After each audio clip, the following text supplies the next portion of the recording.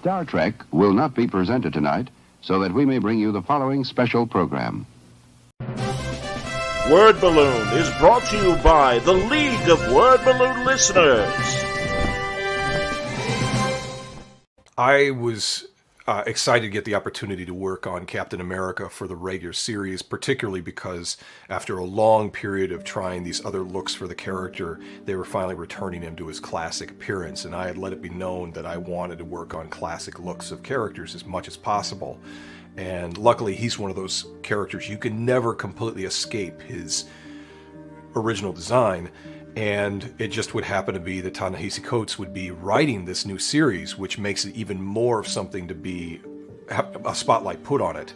And he can bring a lot of topicality and a lot of introspection of what Captain America's symbol can mean today and what it's challenged by in terms of the times we live in. And it's a perfect way to be involved with the project, because I've always felt that Captain America's got a great history of being a character relevant to what was going on in our world, what was going on in American society. He's never been just this flag-waving character of, you know, like, hey, whatever America does, just go along with it because, hey, we're all about America. In a way, he was a character of contradictions. He's draped in the flag, but he's always sort of running head up against these compromises for American ideals and what we should be keeping at our heart.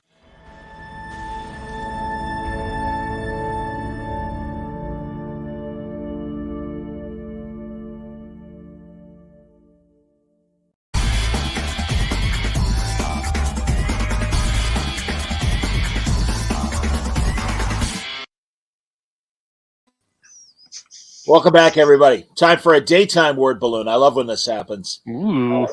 See, the sun is actually out, Yeah. which is shocking for this time of year. But John, That's because I go to bed at 8:30. I'm happy to see my buddy from Canada. It's Chip Zdarsky, everybody, sneaking in across the border with nothing to declare. You ever hear those National Lampoon in the 70s get a fake newsreel? Just audio, and it was a Canadian newsreel, and it was so fantastic. Coming across the border with nothing to declare, and it's like an old Fox movie tone newsreel. Chip, I swear, I got to send you the audio of it. That sounds amazing. I'll even confess that there's a portion of it that is certainly would get you canceled for this kind of joke. But it's I'm sorry, I still laugh. I can't. Yeah, of course. It's funny whenever I come back from America, I always have nothing to declare. But like, I'm starting to realize, like, because when I do shows, people are always giving me books and art and stuff. I'm just like, I don't know how much this stuff is worth. Like maybe I'm illegally entering my country with tens of thousands of dollars of material. Well, I remember a news story where somebody, crossed back, and they had a comic that had some nudity in it, and it caused a minor, problem. Oh yeah. The Canadian laws on pornography were super strict, and people have definitely been arrested for comic book material. And it's funny, like sex criminal, like up until recently. Yeah, tell me. Yeah. Up until recently, there was actually a Canadian law about comic books that said comic books cannot depict like sex or like crime where criminals are getting away with something. Like just well, that was the old, comics code of the 50s and everything through the 70s. I know, but that was actually Canadian law. Like if you look up the laws, like I could have been arrested at any point for sex criminals on both counts. Man. That's insane. Holy cow. Oh, that's hilarious. Actual Dracula is like, oh my God, you got Chip on your show today. Yeah, man. Seriously, Chip, I always say this and I mean it. I'm so happy for you because, Sex Criminals was my first introduction to you through Matt. Yep. And truly everything you've done since then. And I'm so glad that the big two recognize your storytelling ability and you're killing it, man. You really are. Yeah, thanks. Yeah. I've everything is due to Matt. Matt's the guy. I mean, I learned how to write from him because like his were the only comic scripts that I read. Like formatting, how to do it, how to really lay out a story. All of that was from Matt. Okay, well, hey, you pay it forward. I mean, I know. I mean, even though Matt obviously was doing some of his books prior to joining Marvel, but like Brubaker was his rabbi, and Yeah. he's your rabbi and stuff. And no, I think that's Yeah. great. I wonder, and I want to talk about the All Nighter as well. I just want to be clear. Personally, I don't look up to him.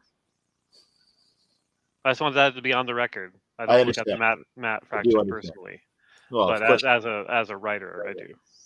I guess Yeah. But no, are there creators that you're helping kind of show the ropes to and everything? And again, I don't mean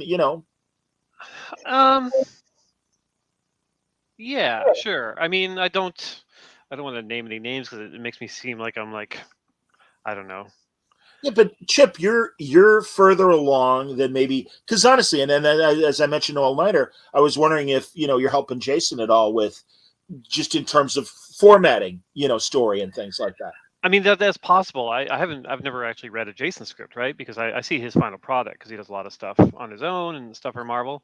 I can only assume he's kind of picked up some tips and tricks from the scripts that I send him. But and and once in a while, like I'll chat with him and like we'll talk business a little bit and like what he should or shouldn't do and how to handle situations. There are a few creators that like will reach out to me with kind of conundrums.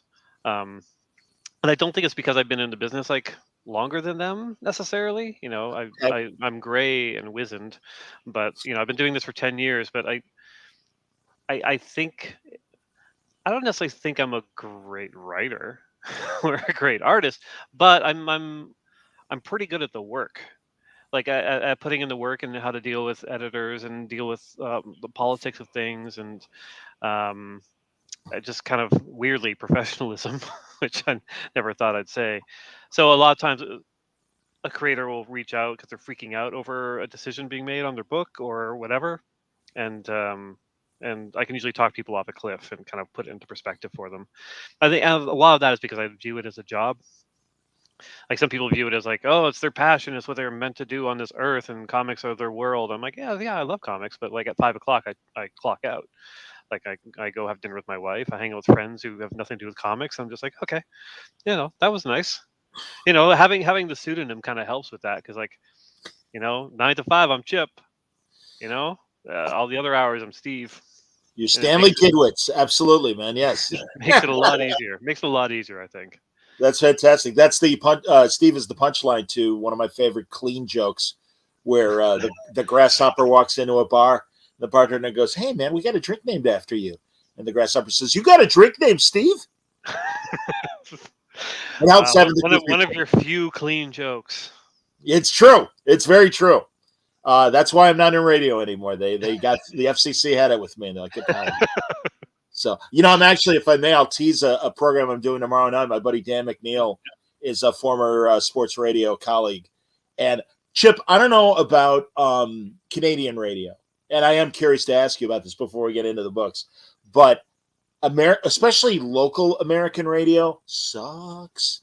It is so bad. And truly, I mean, that's one of the reasons why I'm happy on podcasting, because it really feels like the energy and the innovation, forgive the big word, but is now in audio podcasting rather than radio. With radio, is part of that the kind of evolution of like satellite radio, like Sirius and stuff like that, where a little, although frankly, since and it's doing fine, it's thriving.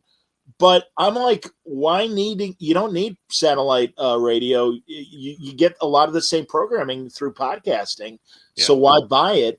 But no, I think it's focus groups that are making safe radio. And that's the other thing, as we just said about dirty jokes and stuff, that, watch what you say. And my God, it is so Victorian in terms of our society. And yeah, I can't do it anymore.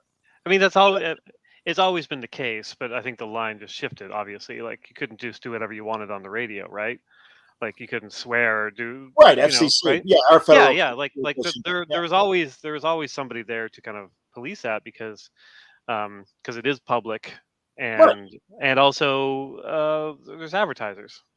No, you're right. Even beyond that, like there's obviously freedom of podcast because you can kind of say whatever you want and like maybe you'll lose like a sponsor, all of a sudden Alex Ross will pull his cool Captain America video from from the beginning of your thing. But it's like anything, like Marvel, DC, like every company is like that.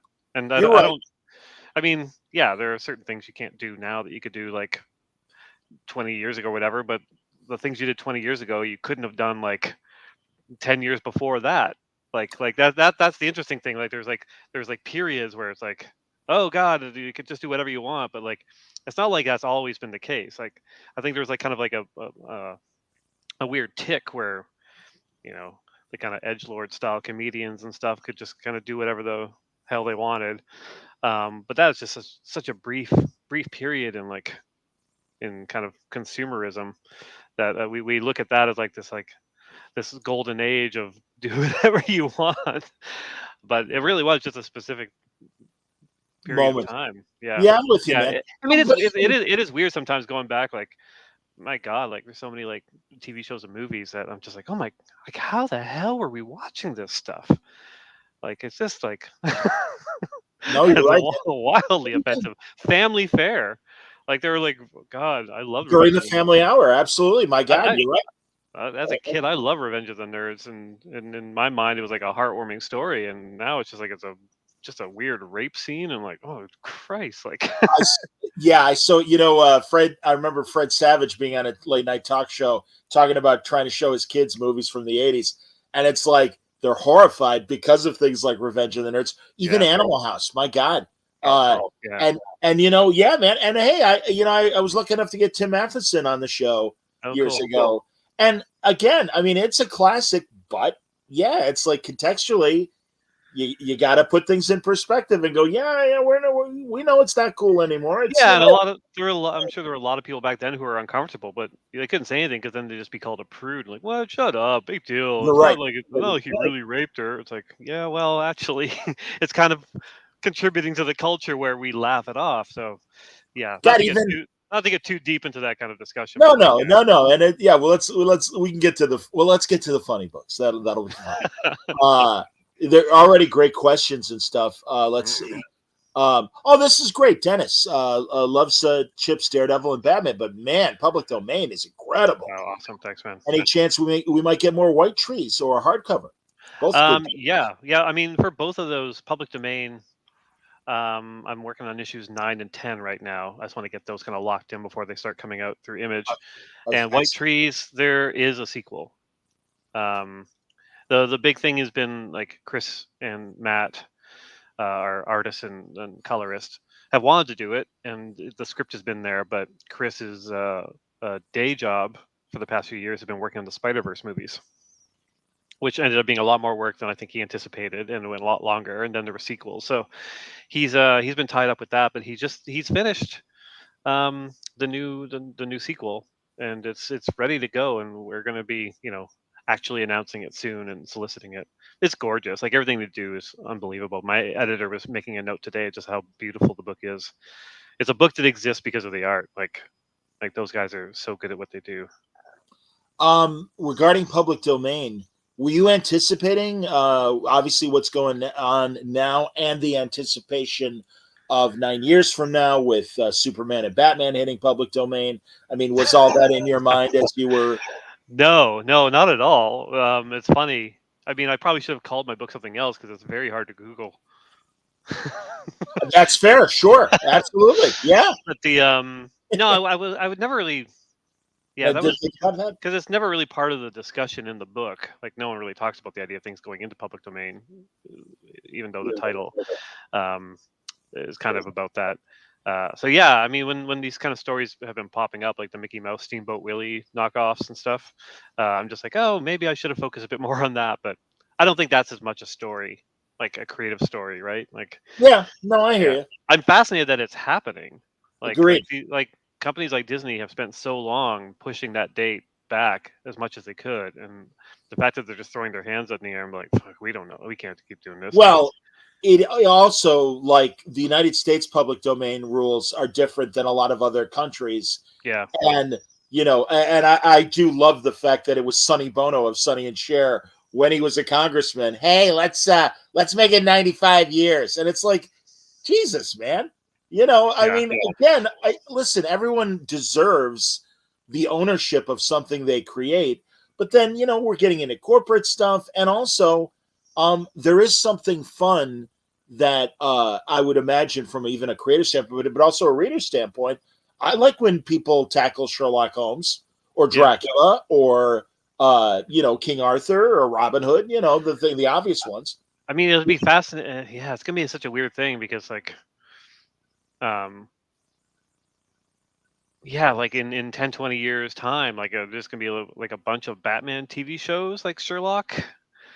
People going to be burnt out on Frankenstein or Dracula shows and Batman shows. Like, well, it'll be interesting. And even I'm honestly more intrigued with Superman because the original Action 1 is so different than the modern Superman. Yeah, and I love the original Joe Shuster design. I love the fact that he can only leap and he can't fly yet, and those little things. I think it's going to be. I think people are going to make weird attempts at stuff, but I think it's going to be a bit of a flash in the pan because I agree. Because on the corporate side, like if you have the tiniest detail that could have been from like a later version of that character, you're done. Like you're done. Like your Superman thing's a great example. If all of a sudden like Kryptonite shows up, like you're done. Like any element that wasn't in the kind of the versions that have come. The first issue, absolutely. Like people have to be super careful because that's what makes it different than Sherlock Holmes or Dracula. Well, even at DC, coming up in March, we got that Black Label Batman 1939 story that Jurgens and Perkins are doing. They rhyme. And I'm excited, but also I'm like, it suddenly occurred to me when I was talking to Dan about it, and I'm like, forgive me because I'm sure this is an earnest story that you both really want to do. I know you're both excited to do it. I go, but you think there is maybe some sort of corporate thing that when Batman, Detective 27 becomes public domain, and it's like, well, we did this not that long ago, and this is very similar. Yeah. And like you said, it's a tightrope that anyone who attempts these future things. I love that Liefeld is already drawing his Superman public domain story, and and it's like, don't get me wrong, certainly I'm not going to try and sell it, but I just want, he goes, plus I just love it so that 9 years from now I'll pull the trigger and there it'll be, and I'm like, all right, whatever. What a guy. He cracks me up, absolutely. No, he makes me laugh. So that's funny. A Philosopher King goes, it's going to be a great time for corporate lawyers. That's true. It's very true. Yeah. So very funny, man. All right, I want to go back. Well, hold on. Let's see. With what we're talking about right now, Michael Edmond. Let's see what he says. Iconic characters when their original run started and ended, not a problem. Holmes, Alice in Wonderland, Wizard of Oz, but the ones that have never stopped being published, I'm more concerned. Well, again, that's like what I was saying. Like but there's interesting. Like what happens is, so like Dracula is an instance where it's like it's an original book and that's in public domain. The story started and ended. But if you put a widow's peak on Dracula, you're fucked because that's a universal, right? Like that's where kind of, because we're so used to different versions of these characters that kind of appeared afterwards. Like you really have to justify, like, oh, we're just looking at the original text here. But you can't have Lugosi looking, Dracula. Yeah. I'm surprised when Universal tries to reboot the classic monsters like the Cruise Mummy movie and things like that. It's like, you guys own the rights to those original images. And I really think you're doing yourself a disservice not to recreate Jack Pierce or Michael Westmore's Frankenstein monster makeup and things like that. It's like, lean into it, man. Because that's 100%. What we think of. And it's just a visual, but like, it's like iconic. It's an iconic visual that they own, so it makes the most sense. Like, years ago, I did like a jokey kind of kids comic called Monster Cops, where it's like Frankenstein, the Wolfman, and Dracula as cops. And like, of course, like I made them like those kind of iconic looks. Like, my Dracula looked like that Bela Lugosi style, and like the Frankenstein was like the bolts in the head. And like, I just knew like, this is just for me, and like if Universal really wanted to like hammer me, they could. Like it's the kind of thing where I could never sell it to anyone except for Universal if I wanted to make a movie or TV show out of it. You know, you're too young, but there was a show, and because also I know there was the '80s or '90s movie, I think, same title, but there was a show called Monster Squad. It was a Saturday morning show. Yeah. Oh, are you aware of it? I'm aware of it, but oh god, I got the emoji thing going on. I'm just gonna leave it on. Who knows? That was great. Yeah, it does like weird things. Like you do that, like hearts show up. Hilarious! You're killing me, man. That's fantastic. And Apple's killing us all. This is true. That's very true.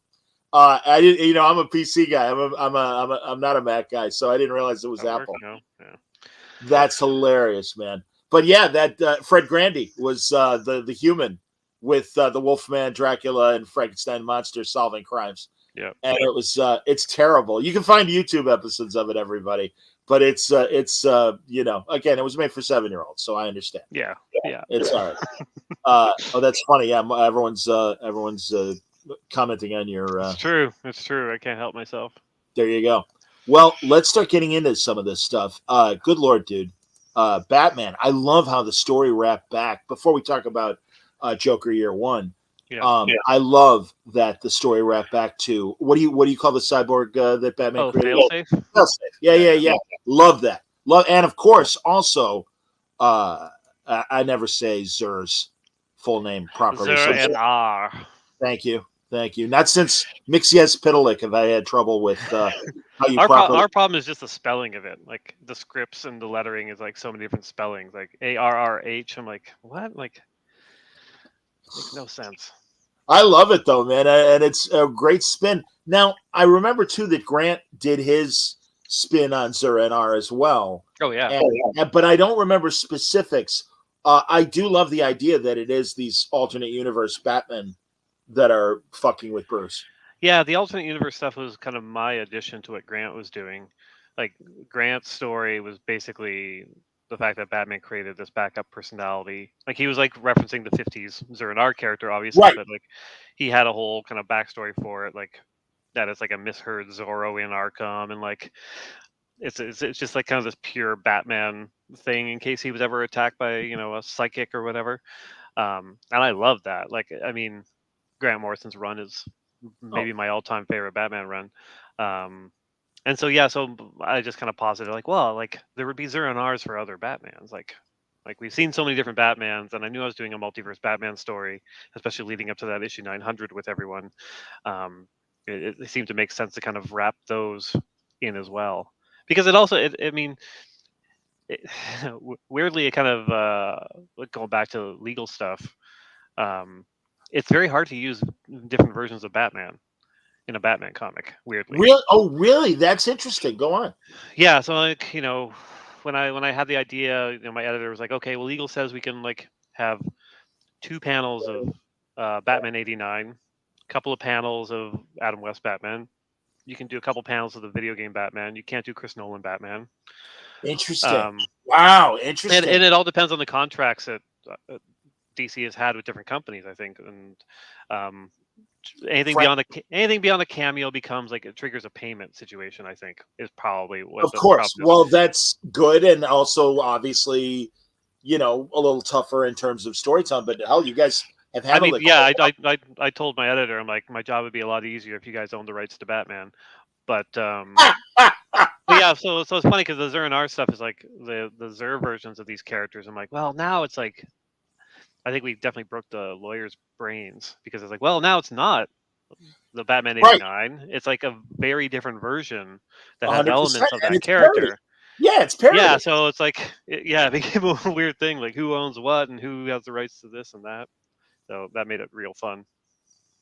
I love it, man. No, and again, it is just great seeing Adam West Zur-En-Arrh and Dark Knight Zur-En-Arrh, Frank Miller and everything.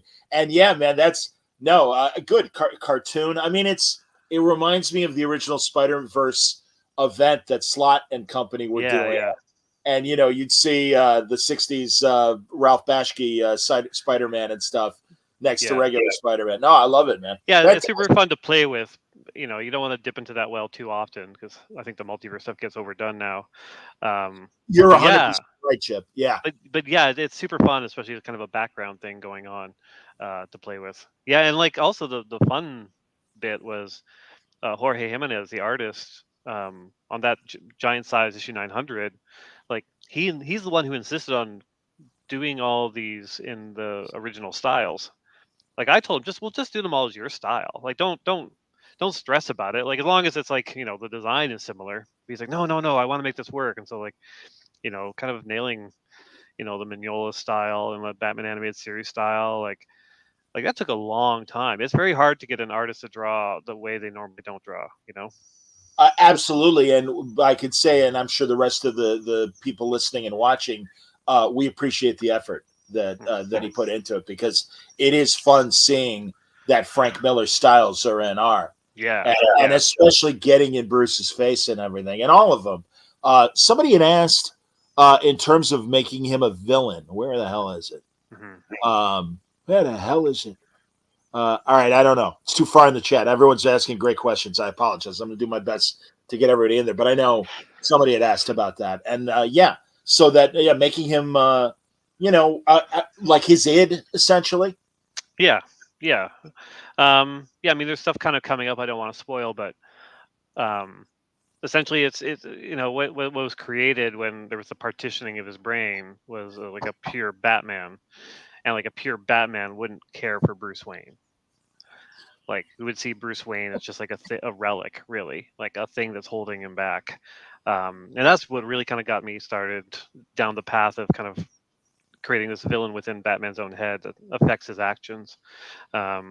It's going to be culminating in some pretty wild issues coming up. I'm pretty excited.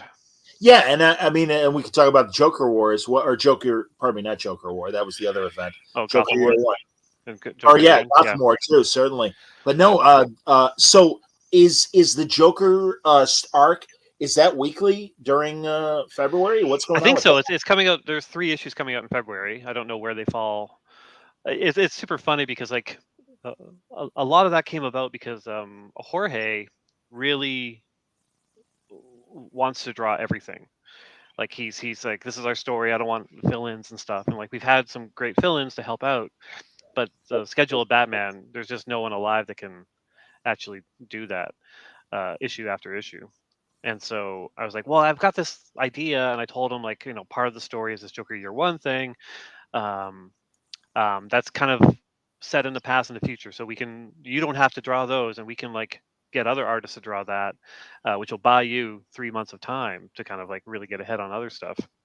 And so the problem was my editor got a little bit of cold feet and was just like, we can't have 3 months of the Batman comic focusing on the Joker. And I'm like, Batman's in it, but I get it. So he was like, well, can we have them all come out back to back, make it a weekly event? I'm like, I suppose. So, I wrote 3 30-page stories, so 90 pages of comics to buy 1 month of time for Jorge. I'm like, oh my God. My plan backfired massively on me. I like, too, the Vandal Savage story that Mike's drawing. Everybody. Yeah. No, Mike's been great. I worked with him on Daredevil, and whoa, absolutely, good Lord, man, no, and also the Batman stuff you guys did together. Yeah, bring him over to Batman was like, was awesome. It was super fun. Yeah, and Vandal Savage is a funny character. Like we dreamt up the idea of bringing him into the Gotham War stuff, and what really kind of clinched it for me was just the idea that like Vandal Savage is an aristocratic caveman. Like, what better place for him than Wayne Manor? He's got the aristocrat above. He's got the caveman below. It's like, is there a more perfect person for that setting? 100%, man. No, and frankly, other than Justice League stories, I don't know if Batman and Vandal ever really had any stories. That's like years ago when they brought Luthor in during Cataclysm. The whole when Gotham was, they blew all the bridges and Gotham was no man's land. And all of a sudden Luthor's a Batman villain, and it's like, yeah, man, that's something that they should have done years ago. Definitely. Yeah, I think Vandal really kind of only had. They've interacted a little bit over the years, but like the big one was when, again, Grant, who I constantly reference, sent Batman back in time to caveman days. Sure. Yes, that's right. Yeah. Unstuck in Time, absolutely, man. You're right about that. Very cool. No, dude, I'm absolutely digging it, and again, cool. It's nice to see, just like your Daredevil run, it's nice to see a lengthy run. I mean, I'm cool with people popping in for an arc and then we get a new creative team. There's nothing wrong with that. Yeah. But no, and I'm really glad Ram is killing it too on Detective. And you guys are telling very different stories, but I think incredibly great stories, truly. Yeah, I mean, that's the beauty of a character like Batman is like you can have so many different types of stories. Like that's the fun part that I've been playing with, and I know Ram's been doing the same. Like, yeah, you can have like a lot of different. I mean, obviously there are a lot of Batman comics out there, but they can all have their own flavor. It's a character that's very malleable for that. I agree. Dave has a process question for you.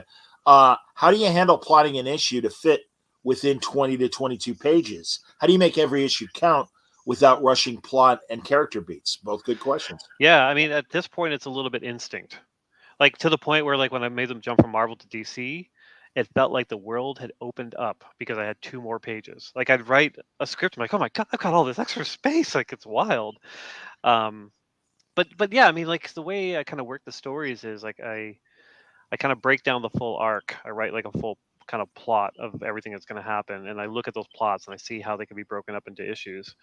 And once I kind of have that, then I just kind of go through and separate them into pages, like just really brief kind of plot synopsis stuff. Like page 1, Daredevil wakes up, he's hungover. Page 2, Daredevil like puts on his costume, blah blah blah. And sometimes when I do it like that, I'll end up at like 30 pages. And I'm like, okay, well, this is a point where I have to trim it down. So I have to look at spots. I'm like, well, what counts? What doesn't count? What moves the story forward? There a writer years ago, I think a lot of writers do this, but like I said, find the point in the scene where you can enter the scene and not lose anything, because a lot of people have wasted time up front, like a lot of really boring kind of panels until like you're in. And when there's action scenes and action kind of happening, like you kind of want that propulsion. So a lot of trimming can happen at that point. Yeah, it's different for everything. Like on Newburn, we do 16-page stories, and I flesh it out with diary entries. And that was hard. Like the first few issues of that, I'm like, how am I going to do this? But yeah, once I realized you just got to get into the scene right away. Like first panel, someone in the middle of interrogating someone. You don't need like a guy with a cup of coffee, like, I'm going in, chief, and then they walk into the door. You kind of need that. You need that at some point just to let it breathe a bit. But yeah, like watch a Columbo from the 70s, and you literally see him in his Peugeot driving up to the mansion. And it's like, no, man, today it would be, I got to talk to so-and-so. And you cut to the scene. So what happened, so-and-so? Yeah. And yeah, no, I'm with you, man. Absolutely. Oh, by the way, I'm so glad you mentioned Newburn, because God damn it, man. That is one of my favorite of recent new comics. Oh, wow. You're up to like issue 10 as far as we're on 14 now. We've only got a couple more to go in the series. Well, I love it, man. It's so cool, great. Thanks. And yeah, man. Well, again, you're like that, the All-Nighter, Public Domain. These are great books alongside what you're doing for DC and Marvel. 100%, man. Awesome. Man. Let's see here. Who have you yet to write in main titles? Chatham wants to know that you very much want to for either one of the big two. That's a classic question. There's a part of me that's probably broken. I should probably analyze it. That I don't have a list, and I've never really had a list. The only thing that I really, going into comics, that I kind of wanted to do was Daredevil, but that's because of the title, and that's because of the freedom on that title. But like for the most part, like even just like I scratched a lot of itches on Howard the Duck, because I would just throw characters in as guest stars. Like I don't need to write another Spider-Man story. I put Spider-Man as Howard the Duck, but I have done a bunch, and like I would say yes if like the story was right. But there's never been a checklist. It's funny, when I did these videos, Chip Class. Yes. And one of the videos, I think the first one, I start to list my credits. I talk about the characters I've written, and I go on for like 2 minutes, just like rapid shot naming characters. And that was true. Like I realized when I started writing down characters, I'm like, oh, I've actually written all the characters in bits and pieces, like as guest stars and stuff. Like all the boxes have been checked. The only one I actually weirdly haven't written is Deadpool. I've never written a line of dialogue for Deadpool. Honestly, Chip, I would think that would almost be too obvious. Yeah, no, that's kind of my feeling. Yeah. All right. There you go, man. Yeah, it's a recipe for disappointment for me and for the readers, I think. Well, again, I'm sure you could do it, but yeah, I just think it would be pitch and underhand for you, man. And even then, I did write one little bit of dialogue on a cover for Deadpool. Okay. Two or three covers. So I've done 3 covers with Deadpool where he says something, and that's my entirety of Deadpool.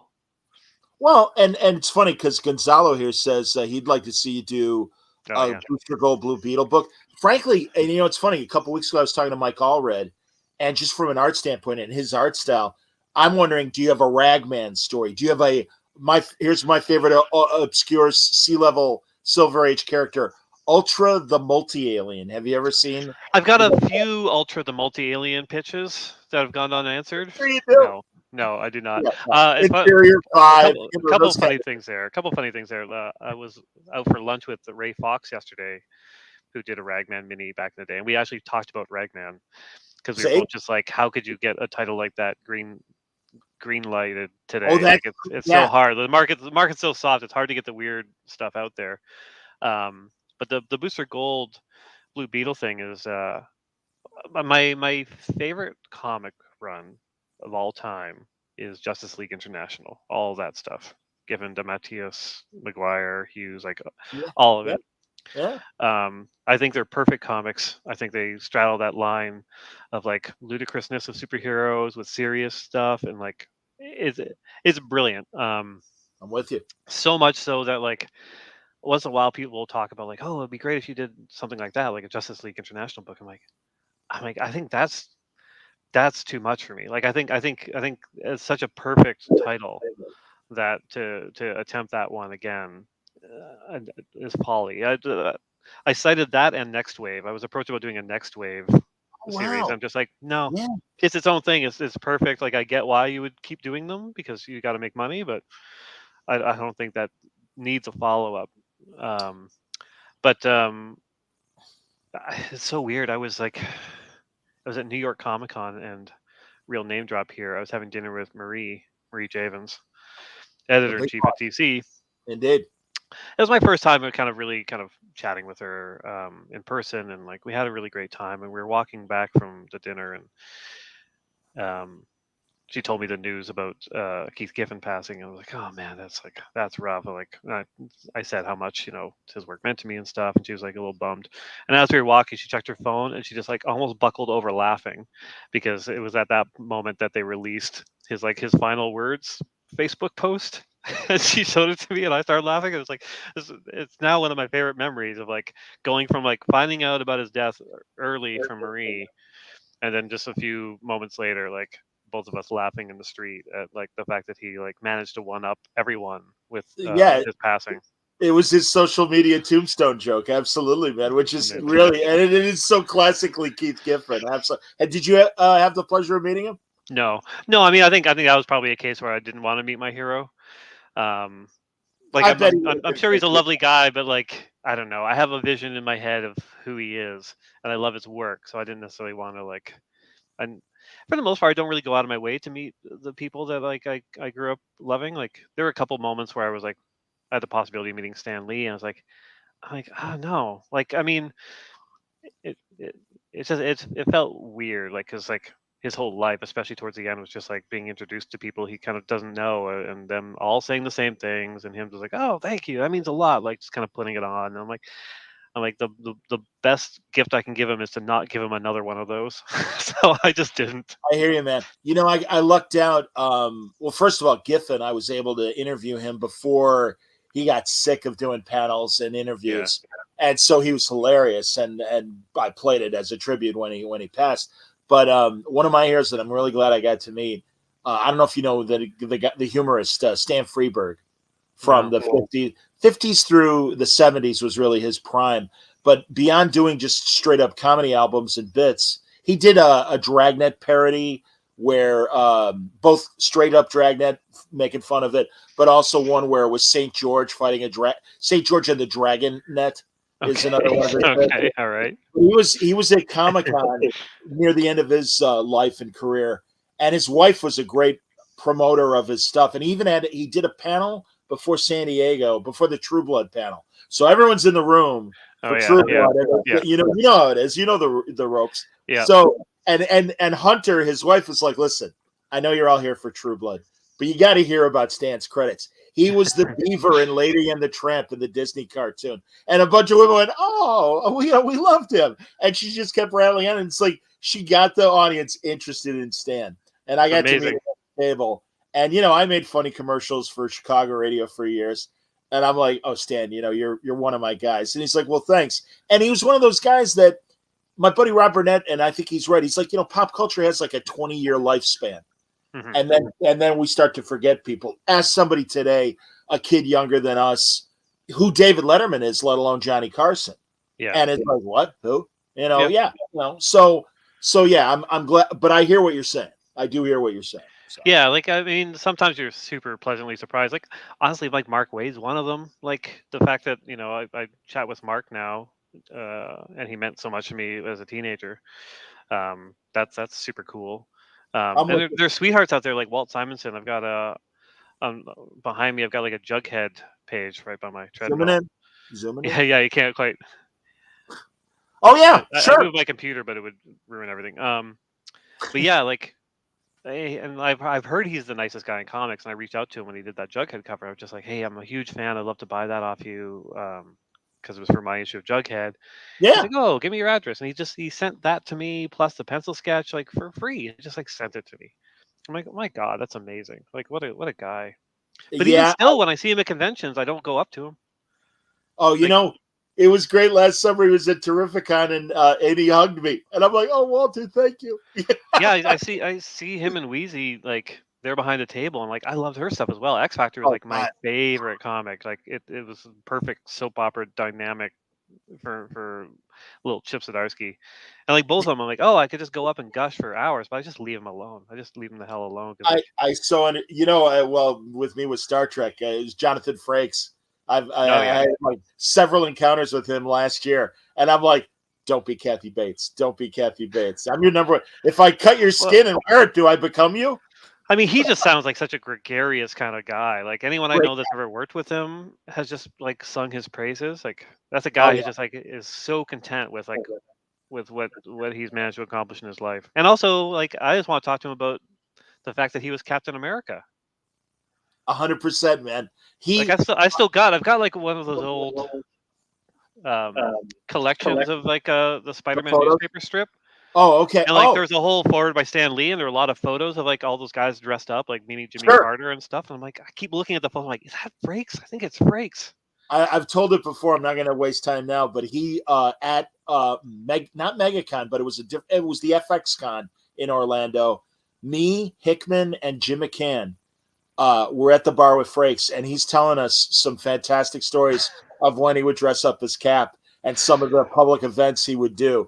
And they're fantastic, and we're just dying. And it's like, this is great. Oh my God. Hickman and Frakes, like that's a comic.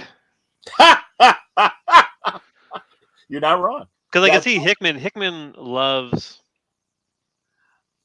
stories. I mean, he loves telling stories, but I could see him just like pushing for like the weird stories that Frakes had, and just like I can see the glint in John's eye. It's like, give me more, Frakes. We were dying. It was so great, and it was late night at a bar, and Frakes is just going, and we're like, go, man. Awesome. We got nothing. Keep going. That's so awesome. Yeah. So yeah, absolutely. Well, that's an opportunity to bring up, and I'm actually I was going to show, because I've been showing the Cap Alex Ross commercial lately. It just changed things up. But then I'm like, no, actually, and I was going to show something different, but I'm like, no, actually, that kind of fits in what Alex said about Cap in terms of what you're showing in Starlight, man. I know, it was funny when I was listening to that commercial. I was just like, oh, hey, wow, like he's kind of just talking about like, the Cap that I love. There he is, Captain America. Well, yeah, sadly, it's not sadly. This is issue 2 that dropped this week. Dropped today. Yeah. But that's the reason why I put it up as opposed to issue 1. But no, I love it. And also, much like we were talking about the way you presented Zur as the Dark Knight and stuff, there's definitely a Steve Rogers Dark Knight vibe in this book in the best way. I love it. For sure. It's like, it's the kind of title where when I started working on it, I'm just like, oh man, like it's almost impossible to not kind of crib from all the great kind of like future stories, because there's definitely Kingdom Come stuff in there. There's Dark Knight stuff. There's Old Man Logan stuff, like Days of Future and Future Past. Like there's, yeah, yeah. It was a fun one to do just because it really reminded me of kind of growing up reading all these kind of classic, future set stories. Well, and I was reading your newsletter today, and I guess Brevoort was gushing about next month, issue 3. Always a surprise. Always a surprise with Brevoort. I've got to say, I was kind of tongue in cheek in that newsletter, but Brevoort, what I love a lot about Brevoort, but what I really love is he says what he means, and he means what he says. Like he's the kind of guy that, like, if your script is passable, he'll tell you it's passable. If it's good, he'll tell you it's good. His standard's quite high, so like it's very rare you get like I really love this. Like I think I got that once in all my years of working with him. Whereas some editors, and there's merit to this as well, they'll just tell you everything's great. Great, this is great. What a beautiful page. What a great script. What amazing. Blah blah blah. Like, and like that works because you do, as a writer or an artist, you go like, oh, okay, that's nice. I like getting the feedback. That's positive. But after a while, it's like, oh, come on, man. It's not all great. Like, I know it's not. Whereas Tom is very much like, yeah, he tells you as it is, which I really appreciate. Sure. So yeah, so it was quite nice seeing that shout out in the newsletter, because they're rare enough that myself and a few other Marvel writers, we call them compliments. A Tom compliment. When those show up, we're just like, screen grab, put it in the group text, like, look at this. And the compliment might be like, yes, this flows well. I pass it to the artist. I'm like, that's a compliment.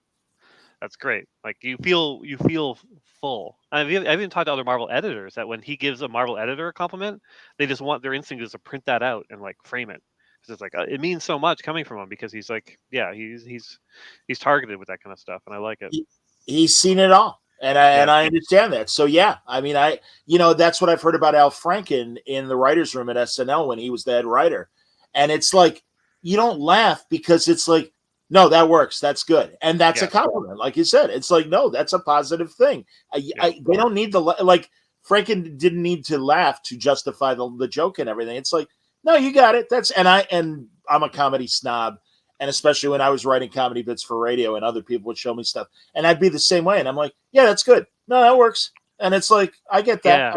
Yeah, because it's your job as well. Like I think, especially with comedians, like when you hit a certain point, it's like you can be like, that's a good joke. That's solid. That's a great punchline. The mechanics of writing a good comic script, and then drawing a great panel or page. Absolutely, man. So, Tom's the best in the business. Like his notes are almost always like spot on. And if you ever feel like they're not, either you're wrong or like he'll let you prove that he's wrong.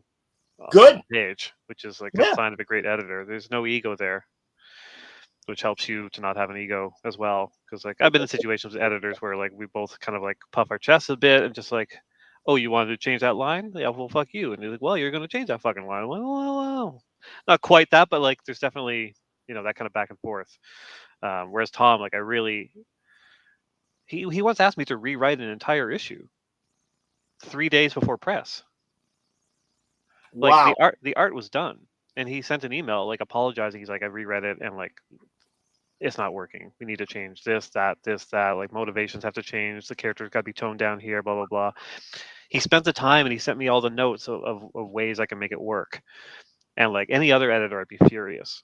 But Tom, like my goodwill towards him is so high, and I know like.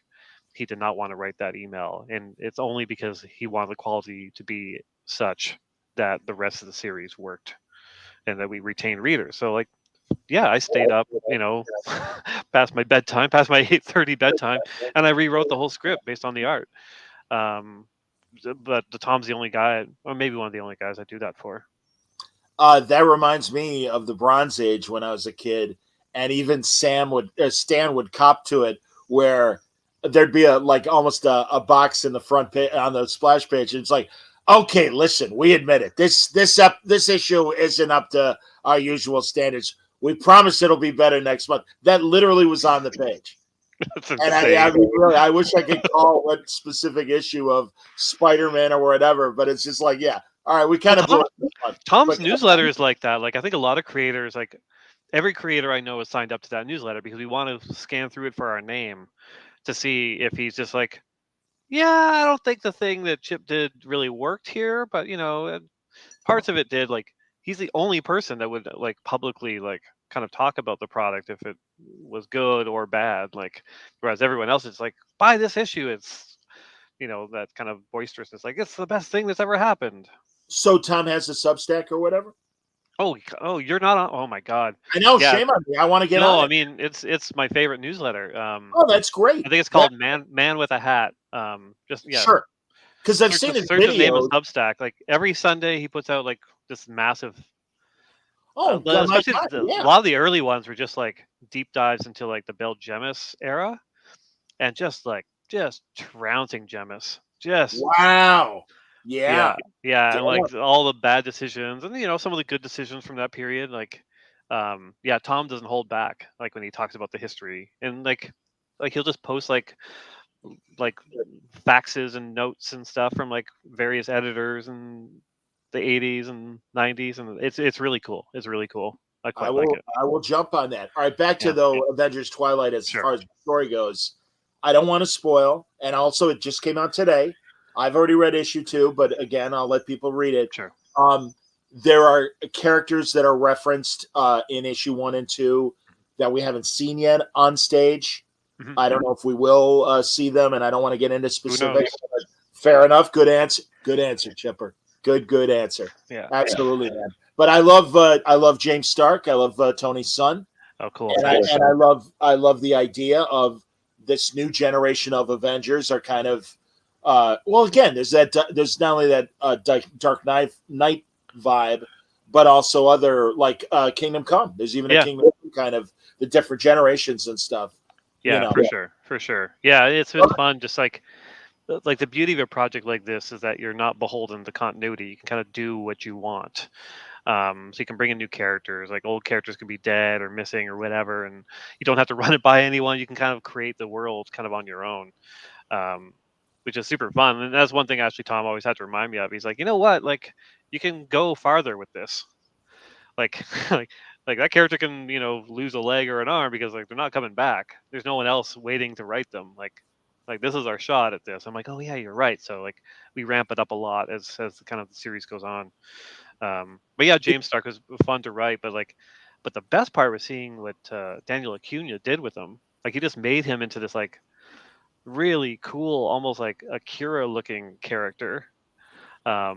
But also covered with like these wild tattoos, which any artist that decides to give a character tattoos like that is insane because you have to draw them in every panel. But yeah, he's just got such a good take visually on him and the world. Like a project like this needed someone who could design a whole world, and like that's a lot of work. It's why it's taken so long to come out. Like I started writing it in 2019. Wow, Jesus, Yeah. I understand. I think I was basically done writing it like in 2020. Damn. Yeah. Is it only 5? Is it 6? How many? It's 6 issues. I think it's 6 issues, 30 pages each. So it's hefty. And Daniel colors his own stuff, and so it's a lot of work because everything needed to be designed. There's no frame of reference for anything in that book. Yeah, he's unbelievably talented. Yeah, Kuno's killing it, man. No, the visuals are great, and I really love the story. Well, I showed that cover of issue 2. And again, of course, there's always innovations in Iron Man's armor. Yeah. But I also love the Stormtrooper cops kind of incorporating some technology and everything. Yeah. Daniel killed it in all of it, and like I think that's how we got Alex Ross onto covers, because I think Tom showed him what Daniel was coming up with, and he was just like, "Oh, those are cool. I want to do character covers of all those," which is awesome. I mean, it's always cool to have Alex Ross doing a cover for you. But yeah, especially utilizing Danny's designs. Yeah. And yeah, man. Again, there's a preview of issue 3's cover on the back. It looks great. Again, I don't want to spoil everybody, but there's another Marvel character is introduced as older, and I love seeing her. I'll just say her. Yeah. That was great. No, I'm intrigued, man. I think it's it has been hard with the promotion of this just because we have so many killer covers, but they do reveal things in the issues. Like, I wish I lived in a world where I could just kind of put the issues out and nobody knows what's happening, but what are you going to do? Yeah. No, I hear you. So Part yeah, of the machine. if there's somebody savvy that already knows, they know what we're talking about. Yeah. Owen's reviews. Avengers Twilight has been immaculate. I'm hyped for Joker Year One. Sweet. Yes, indeed. Yeah, man. Again, both companies give me the opportunity to read this stuff before they come out. Oh, nice. Yeah, and Joker Year One looks great and reads great. Oh, cool. Thanks. As you said, it informs the current status quo, and it's not. A lot of people, someone even in the chat refer to it as a Joker origin story, and you point out, no, this is not the origin. No, and I was pretty conscious of that. Like as a fan, as a reader, I don't want to know Joker's backstory. I think that character works extremely well as a question mark, as a mystery. But there's the period I just really wanted to explore, which was like that spot between him falling in that vat of acid and then kind of his first encounter with Batman. And so my two kind of touch points for that, just to kind of make it work in continuity as well, because that's changed over the years, is 0 Year, Scott and Greg 0 Year, because after they tweaked his origin there. They made him more of a ringleader for the Red Hood gang and kind of diabolical already.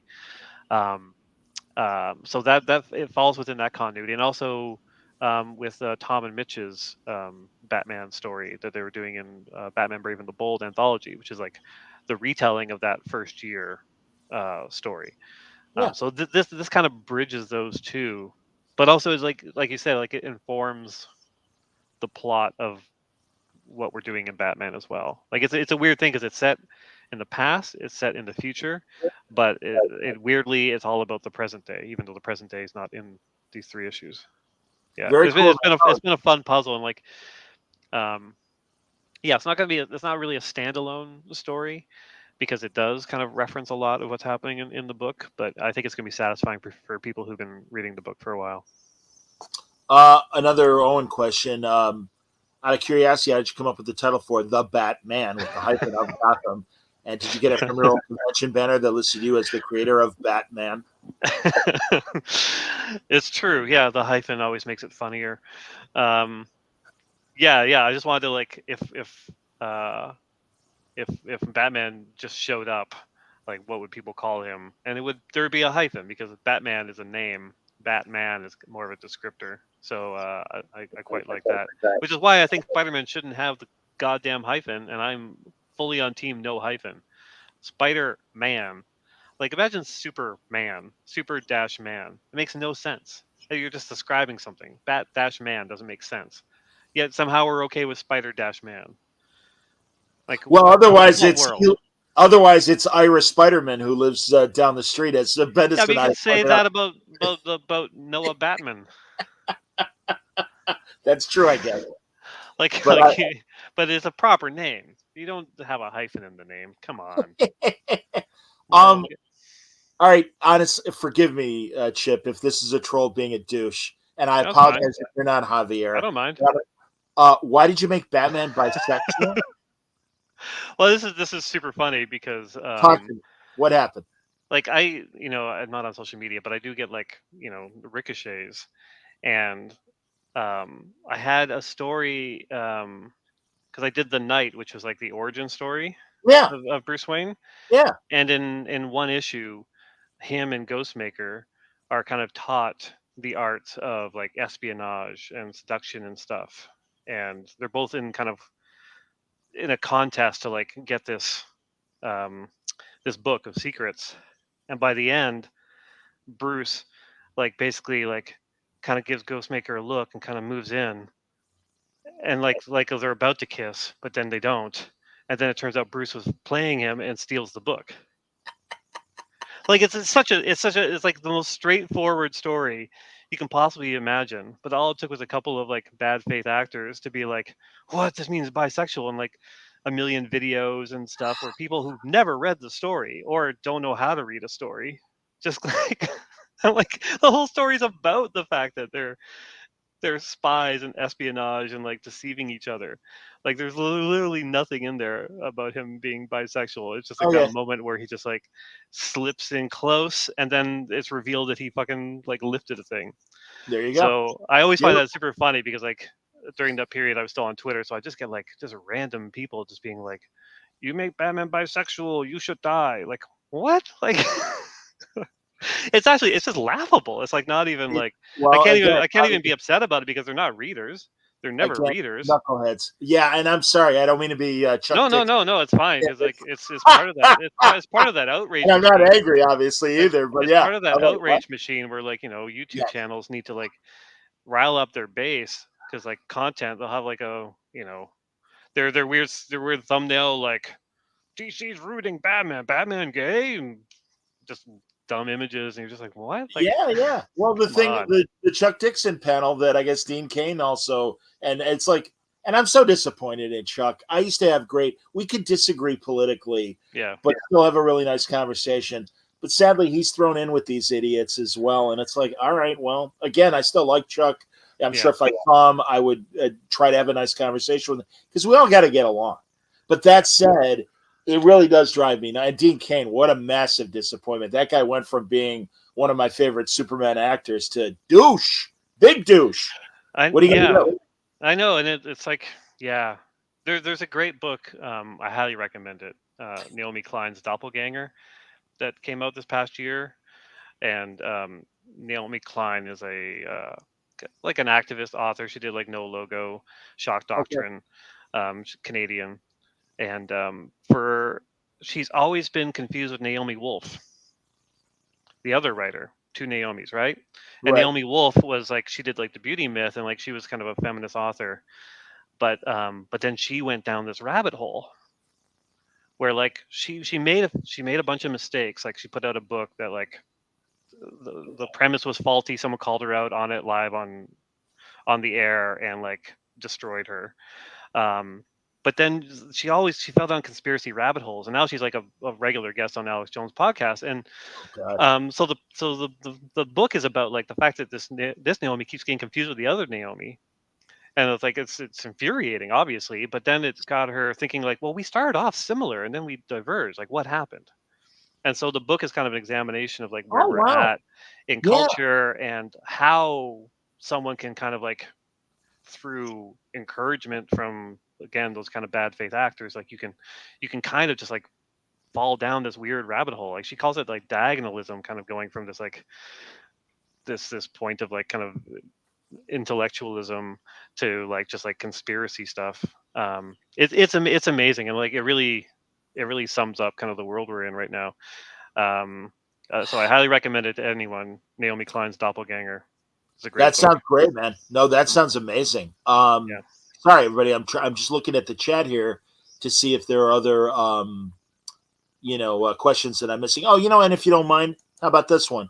Mark Miller highlighted problems in the comic industry last year with a retailer complaining about self-inserts destroying sales. Do you think that's a big issue in mainstream comics? I don't know. No, like I couldn't really. I mean, again, I'm not really online, but I didn't really see any proper examples of that. Like, I think it's like, I don't need like a self-insert. It's like there's no Chip Zdarsky in the comics. There's no Jerry Duggan in Iron Man. Like, no, you write what you know, and you pull from what you have. But like, the problems facing comics are just myriad right now. There's so many ways that like that the industry is kind of being harmed and is having trouble kind of recovering and facing challenges. Yeah, absolutely. Facing challenges. Like I remember there was one retailer, I think the Comics Journal kind of published their kind of like their essay about what happened to their comic shop, and they're just like, people got used to not coming in the shop. Like, after COVID, it was just like people got used to like buying on Amazon or just having the pull list where they just like have it delivered or picked up. So nobody's going in and no one's like engaging in conversation. No one's seeing stuff on the stands. And social media is like such a wash now too. Like it's hard to have discussions about this stuff or find a proper spot where you can kind of like talk about the stuff you enjoy and love. Because then there's the clickbaity stuff of just like, you get more hits on a video that's angry than you do on a video that's positive. And I so I think believe in that. Yeah, everyone just kind of falls down that hole. Like, yeah, I yeah. agree. The self-insert stuff, I don't even know how to engage with that because Yeah, I I can't found see that. it. Yeah, I found that very unique to that retailer complaining rather than it being a general feeling. Yeah. But all right, here, sushi or Shisui Salty. I'm sure I'm saying it wrong. Will Jace Fox Batman ever show up in the main Batman book? We never see Bruce talk to him or try to take the mantle back or something. I don't really have plans. Like, kind of when I was starting, Jace Fox's characters kind of off on their own. They weren't really part of kind of what was happening in Gotham, so I just never really kind of incorporated them into the book. So yeah, there aren't any plans, and like there's so many characters in Gotham. Like, whenever I have a scene where it's like, all right, now all the heroes fight, I'm like, oh my god, like what a checklist! Like to make sure everybody gets some kind of like page time has been tricky. No, I understand that. And in fact, I was wondering about asking because I know obviously with Zur taking Bruce over, it obviously new wedge with the rest of the family and everything.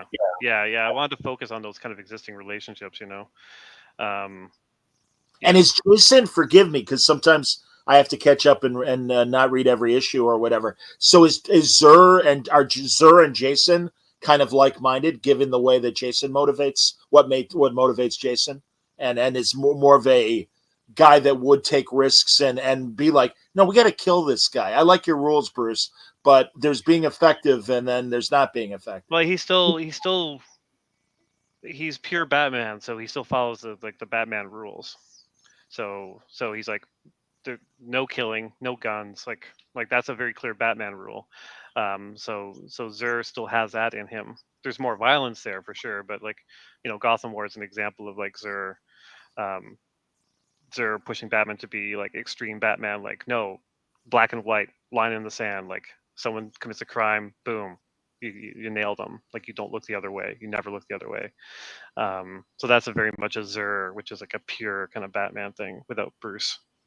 Okay. And by the way, I loved the conversation between Bruce and Failsafe as well, where it's like, no, man, I'm what he wouldn't say man because he's an android, but it's Yeah. like, no, I'm your ideal. Don't you see? Letting me take over for you gives you the opportunity to step away before you can't do this anymore and your back is broken again or whatever malady, and you can have a normal life. You can walk away from this. Yeah. I love that. Yeah, he sees it as a gift to Bruce, really. I love it, man. I thought that was terrific. Oh, this is interesting. From Punda, great name. Biggest influences in your illustrations. Oh my God. We really talk about your art anymore. Yeah, that's a hard one. Like, I think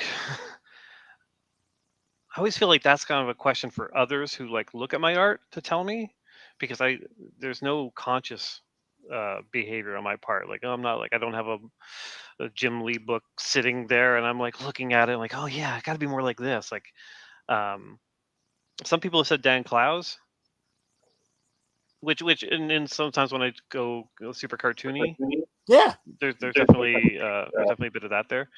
But yeah, I mean, I've often said that my illustration style is based entirely on deadline, because most of what I did coming out of college was newspaper right? work. So Yeah, like the deadlines were super super intense. Like a story would happen at like 2 in the afternoon, and I would have to do like a full comic about it or an infographic or whatever by 6 o'clock when we sent the first edition off. So it'd just be me at a desk, just like, oh god, okay, it's not great, but it's good enough. So a lot of paring down kind of happened at that stage. Like when I was in my early 20s, like I worked on some sample pages for Marvel and DC, and they're much more detailed than the kind of stuff I do now. Like it was definitely me trying to be like a Marvel DC artist. I had a Hellblazer page, a Flash page. What was the other one? I had another page. Took me goddamn like 2 months to draw 3 pages. It was a massive mistake. But like, yeah, like I'm much different than I was then. Like obviously my stuff is a lot more cartoony and simple, and I think a lot of that was just a matter of taste changing, but also time. Like how can I get the story told kind of quicker? Totally get it, man. No, Ramita Jr. always said that to me. That it's like, what's your style? My style is deadline. My style is got to get done. And it's, I mean, and again, very different from your style and everything. Now, James has a comment or question, and I think it's an obvious question, but obviously I'll take Chip's thoughts on this, but real fast, I'll say my point. Do you think when a comic run is used for a movie that the original authors should get story credit or some other acknowledgement? Of course. And I point to Dave Gibbons. And when before Watchmen, those DC comics were coming out, I asked Dave, because I knew Dave didn't really want to comment on those. And he gave a nice general good luck with it or whatever. But you could kind of suspect that if you read his autobiography, you'll read more about what he really thought. But I'm like, Dave, the great thing is, because you're the co-creator of Watchmen, you can walk into a movie pitch and go, "Hi, I'm Dave Gibbons. You may have heard of Watchmen. Well, I'm part of that group that created it. You might want to talk to me." And that's why I think it's important for comic creators to get the proper, at the very least, if not monetary compensation as well. Yeah, I think it's like it's the most basic thing that a production can do. I'm sure it's not as easy as just saying, just probably triggers a bunch of stuff in terms of like payments and ownership things or whatever. But and like probably fights with like the WGA over who wrote what. Like, well, that's the other kind of issue I think with a lot of this is then talk to but then talk to the union and find a proper credit that acknowledges the original creation, because I mean, good Lord, there's obviously the Oscar category for adapted screenplay. The tricky part with that is like a union's job is not to protect people outside the union, right? They're there to protect people in the union. So someone who's in a writer's room day in and day out working on, I don't know, Bucky, Daredevil Born Again, or anything like that, like the WGA is there to kind of protect those writers and protect their credit. So like to share the credit maybe devalues their work. So it becomes tricky there. But I think it is a very basic thing that they can do. And obviously, I think most most writers and artists would prefer the financial compensation to the story by credit. And that's always complicated. It gets more complicated as time goes on because so many of the movies and TV shows are now pulling from like decades worth of material. Like a background character shows up, a secondary, tertiary character shows up. They're all created by different creators, writers, and artists. Story lines and plots. Like when you see the special thanks at the end of a Marvel movie and you see the list of names, it's like, oh yeah, like I think it's actually Tom Brevoort's job to go and like sit in a movie theater by himself before the movies come out and like write down all the names that he can think of, because like some of it is just like nobody knows where the idea came from. Like it's up to Tom to look at it and determine who did what and what percentage of this is whose. And I think it also gets tricky too with I'm speaking from a very privileged place because like Sex Criminals was my first big thing. And so like the Marvel DC stuff has always kind of felt a little secondary to that. Like, Sex Criminals pays for my house, Marvel DC pays for my groceries and my fine clothes. And that's kind of the way it's been. So I've really benefited from a creator owning their own property. But I also recognize like, okay, like if Elektra showed up as Daredevil in the TV show, I'm kind of just fine with it, because the only reason that's happening is because Daredevil is a very popular character that was created by someone else and then built upon by so many other people. And Elektra, the same thing. And I put chocolate and peanut butter together, and like the story worked. That's why I was able to sell it. But like so many other people kind of contributed to that idea, not just me. It's not like I came up with the idea to like put Elektra in that costume and Marco, designed it out of nothing. Like, no, like Marco based it on like previous costumes and ideas, and like it's getting harder and harder to basically be like, this is purely based on my work. There's nothing I do at Marvel and DC that is purely me. And anyone who's working there that thinks that of their own work is like, they're wrong. Like there's so many other people that have contributed to these things over the years that have built it up. And so like in my book Public Domain, we kind of get into that a bit more in like volume 2 and volume 3, just the idea of like that weird collaboration, even when you're not directly collaborating with someone. Like I'm collaborating with Frank Miller. Right. 100%. Oh no, absolutely, man. And again, I'm always glad when you bring up Daredevil, and that's why I put it in the title and stuff, because truly, it was so great, you and Chichetto and what you guys did for the book, and Hawthorne as well. Yeah. Everyone who worked on it. And I could say this about Tom King and Snyder and yourself regarding Batman, where it's like, I mean, Christ, man, I've been watching and reading Batman stories since I was 5 years old. That's over 50 years. And it's like, you feel like maybe you've seen it all. And maybe there's, and by the way, Tynan as well. Shame on me. Yeah. But yeah, I mean, it's like, you think there's nothing new to add. And it's like, well, yeah, what about this? What about that? And it's like, God damn it. Good for you guys, man. You guys get it. And you're giving something new to, but again, it is hard. It kind of goes back to the earlier question about, retailers struggling with the material. It's like, yeah, it's getting harder and harder to come up with a new thing. Like, that's also part of it. A character has been around 80 years, 60 years, or whatever. Yeah. Multiple titles a month, like multiple kind of storylines. It's like, okay, well, what's new? Like, there's no way to shock a reader anymore, I think. We've blown it all up so many times. Like, when Jean Grey died, it was shocking. When Gwen Stacy died, it was shocking. Like, there's no one I could kill now where people would be like, oh, I can't believe that happened. It's impossible. It's impossible. They've all died and come back. Like, Yeah. so I tend to look at it now, like, I think Fraction actually kind of once phrased it this way, where he's like, when you're kind of working for Marvel and DC, you're kind of doing a cover of a song, like, and that cover can shine. Like, you can bring something really new to that cover, and people will like that more than the original sometimes. But essentially, that's what you're doing, because Sure. like all the songs have been written now. Like, how do we take elements from the songs and kind of make something new and different from that? Obviously, like on Daredevil, like at the heart of it is a very much like kind of a classic Miller story of him, like the fall and rise. I just kind of kept that rise going further into like kind of global stuff and like hell and all these kind of bigger concepts. And I kind of found my way into like maybe dealing with themes of violence and dealing with themes for Wilson Fisk of kind of old money versus new money and kind of the insecurity of the character that maybe wasn't done before. But those are few and far between. Like the structure of it is very much like a cover song, right?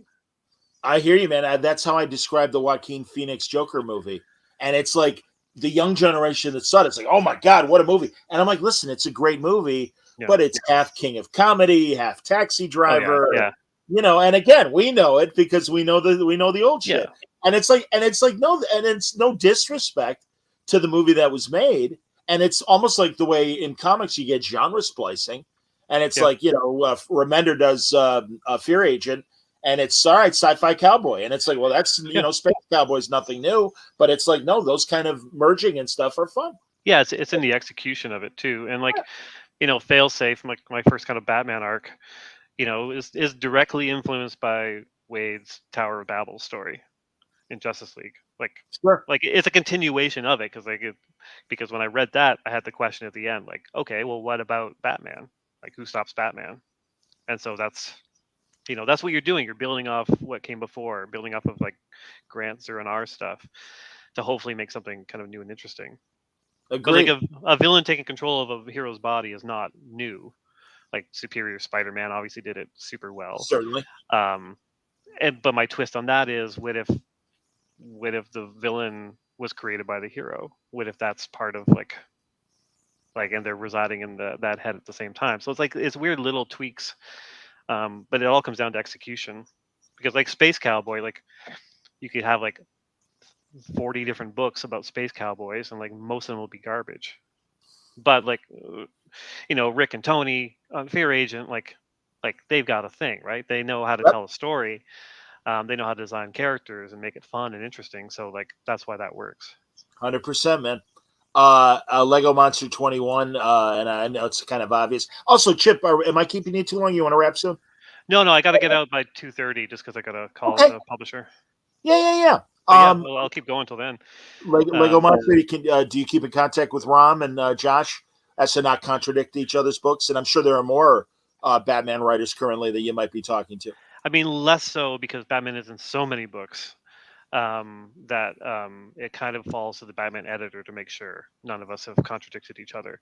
Like we know kind of generally what's coming up in everyone's stories, and we're all also at different stages of our writing process. Some work far ahead, some are just kind of like putting out the fire, like month to month. I try to stay super far ahead because I understand because it's the main title. Like people need to see what's happening in there to make sure that they're okay.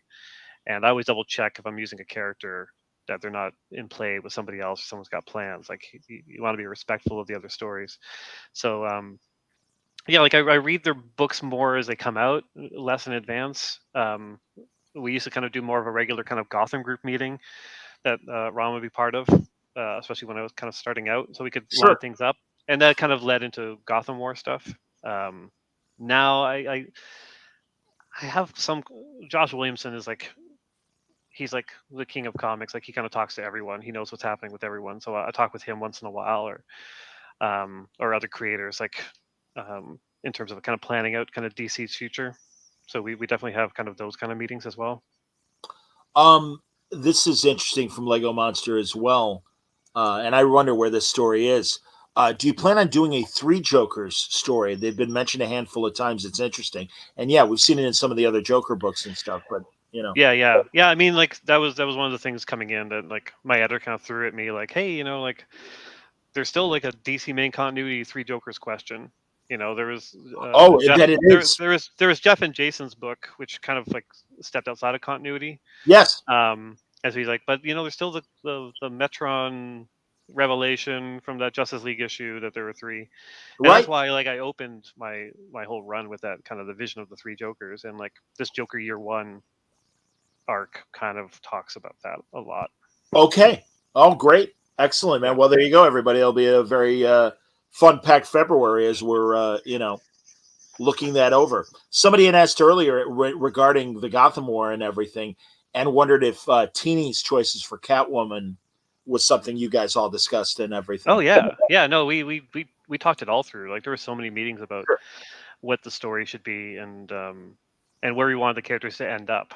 Like Teeny kind of had an idea of like kind of the Catwoman story on the other end of this. So we made sure we moved towards it. I mean, God, it was a lot of fun to work on because like I like the comics where there's like kind of an ethical question kind of at the center of it, and like the reader can agree or disagree, but it's fun to have the characters kind of like have those agreements and disagreements on the page. And especially with Zur influencing Batman, it was like, yeah, man, yeah, that was fun. Cool. And again, another wrinkle from the Batman story, and that is Lucy Chesson, one of Bruce's mentors, the French cat burglar, is a wonderful addition. I agree, man. And I mean, again, you obviously see a through line between her and Selena. So yeah, I'm a big fan of the idea of erotic imprinting, like the kind of your earliest kind of sexual kind of adventures really influences kind of like the rest of your life. And so was she a Mrs. Robinson to young Bruce, essentially? a little bit. Like he made the move on her in Batman the Night, but okay, damn it, Chip. I'm sorry, Evan. I got to really go back in the pile and go through Batman the Night. Oh, I highly recommend everyone read Batman the Night. One, because Carmine, the artist on it, is amazing. But also, it actually really kind of, the more the main Batman run goes on, the more Batman the Night kind of feeds into it as well. Fantastic. Lucy, I really enjoyed writing Lucy in that. Yeah, a lot of fun. That's great, man. No, and I love her appearance in the main book and everything. Yeah. So, and again, there you go, Chip, and that's what a good writer can do is without reading the Night, suddenly, you can introduce a character, and I'm like, I know who she is. That's cool. I mean, I may not know, like I said, the Mrs. Robinson thing with her and Bruce, but I think that's great. That's fantastic, man. Yeah, thanks. Oh, that's interesting. And maybe this is something will be revealed in this Joker story. Which Joker kidnapped Luce during Mind Bomb? Well, the Joker. All right, then. Good answer. Good answer, Chip. You know this shit. 10 years, man. No flies on you. I love it. All right, I'm just checking the clock while we're going. And I'm sorry, everybody, because truly I'm trying to get everybody in, but so many of you are asking like so many questions so fast. Yeah, that no I, worries. that I think I'm missing some, and I don't want to. I don't want to miss a good question or whatever. All right, let's see. Yeah. What else here? Hello. All right, Eddie. Hello, Chris. Chip. Chris. Hello, Chris. I'm a writer for Fandom Plus. Big fan of your work. I was wondering if you have All Eyes on Ashley, and if you support On Time Books. Do you know what All Eyes on Ashley means? I don't know what that means. I have no clue. Sorry. All right, I'm ready. I mean, I support On Time Books. Like, things happen, and sometimes books aren't on time. Myself personally, like, I have great anxiety over leaving an artist without a script, so I'm pretty diligent about getting scripts in ahead of schedule, on time. Um, I mean, yeah, and I've been lucky. Like, most of the artists I work on are super diligent as well, and like, we all work hard to kind of get the books out as quickly as possible. There are instances where, like, I don't know, like, so many issues have to come out, and like, some film artists are great, some are not, and like, I'd rather have a quality book come out late than a bad book come out on time. If it's a great book, it'll stand the test of time. That's the thing. Watchmen was quite late. Coming out in single issues, but like, no one thinks about that. No one remembers that if the collection is good. So absolutely, the idea is to just make sure the quality is as high as you can. And yeah, there are certain titles where you're just like, okay, this just has to come out. Like, we just have to get this out the door. But yeah, Planetary was like that as well, and it was a great book when it was finally done. And it's, again, like I said, as a guy who's been reading for over 50 years, I want it good. And if it means issues are going to be late, well, it's too bad. But it's also like, God, one of the stories like that I always want to like point out Vinnie Coletta doing a good thing, because they always get shit about, other, like, erasing Jack Kirby lines and stuff. But he was the art director when Steve Englehart and Marshall Rogers were doing the original Joker Laughing Fish story. And DC was going to kneecap them because they were late. And Vinny's like, this is an exceptional story. You can't do that to these guys. You got to let them do it. You got to let them finish their story. Thank God he did. Yeah, those are definitely the exceptions, because the company relies on these books to come out on time. Totally get it. I've definitely had instances where there are artists who, like, here's the thing. I don't mind lateness. I think lateness, things happen. Comics are an intense working experience. It's the ghosting and the lack of communication that will put an artist on my never work with list. And that's happened a few times where I'm just like, oh, okay, this is the type of person you are. Like, you actually don't care about others, and you're a coward, and you're a child, and you've just never grown past that. All the best to you. Go figure out your therapy. But like, when you do not answer any emails from myself or the editors for months at a time, and we're like begging you because the thing's got to go to print, that's, to me, that's unconscionable. I'm with you. Yeah, absolutely. And again, listen, for all especially on the DC side, and it's not their fault.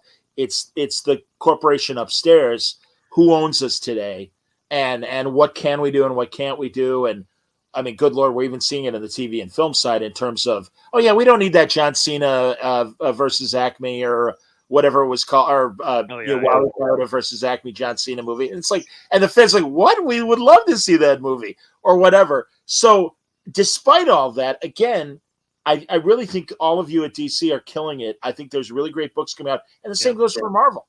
And it's great to talk to somebody that's really doing great work for both. It just seems like Marvel, my pleasure, but it seems like Feige understands Marvel's role and that comics role.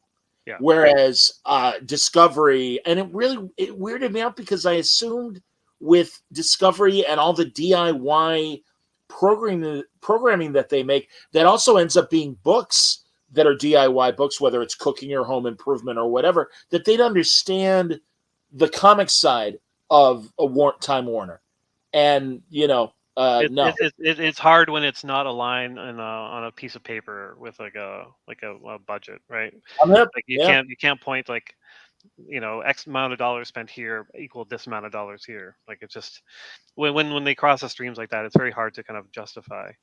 But like a company like Marvel, they could put out like a whole year of books that lose money, but if they create a Miles Morales during that year, like it's justified, it's worth it. But it's very hard to kind of do that math, and for the most part, these companies have to justify their existence by like turning a profit, no matter what. It's that simple. Absolutely. All right, Chipper, I'm going to let you out because it's time to go. Cool. But looking forward to seeing you in April at C2E2 in Chicago. Yeah, cool. So, absolutely. All right, man. Great talking to you as always. Thank you, and great insight as always. All right, thanks, and thanks for the questions, everyone. Thanks a lot, everybody. I'll let Chip go. Chip Zdarsky, thank you. And also, don't forget, tonight I'm talking to Keith Champagne about a new project. So more Word Balloon coming your way tonight at, I want to say 9 Eastern, 8 Central. There you go. All right, I'll be there. See you guys, everybody. Thank you. Bye-bye.